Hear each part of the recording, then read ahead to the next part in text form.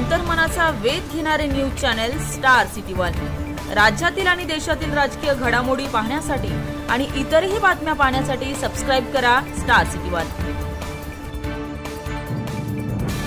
जर ईव्हीएम ला दोष द्यायचा असेल तर ईव्हीएम हॅक केलं जातं हे सिद्ध करून दाखवा। अमित ठाकरे हे त्या पक्षाचे नेते आहेत।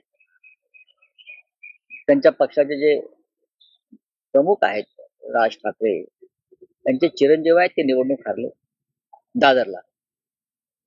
आणि त्यांनी एक ते तरुण नेते आहेत, त्यांची विचारधारा आहे, त्याने जे मत मांडलेलं आहे त्या मताचा आदर केला पाहिजे।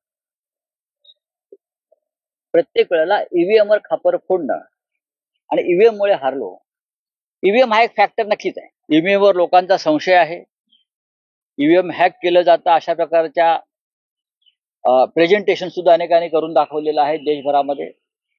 स्वतः डोनाल्ड ट्रम्प यांनी मोदींना सांगितलेलं आहे की बॅलेट पेपरवर निवडणुका घ्या। हे अमेरिकेच्या राष्ट्रपतींचं मोदींकडे म्हणणं आहे। जगभरातून ईव्हीएम संशयामुळे हटवण्यात आलेला आहे। ईव्हीएम महाराष्ट्रात कशा पद्धतीनं चालवलं गेलं हे आम्हाला माहिती। तरीही एक वर्ग असा आहे, त्यांना असं वाटतं की फक्त ईव्हीएम मुळे पराभव झाला नसून मतदार यादीतले घोटाळे, पैशाचा वापर, दहशत याच्यामुळे सुद्धा आम्ही निवडणुका हरलो।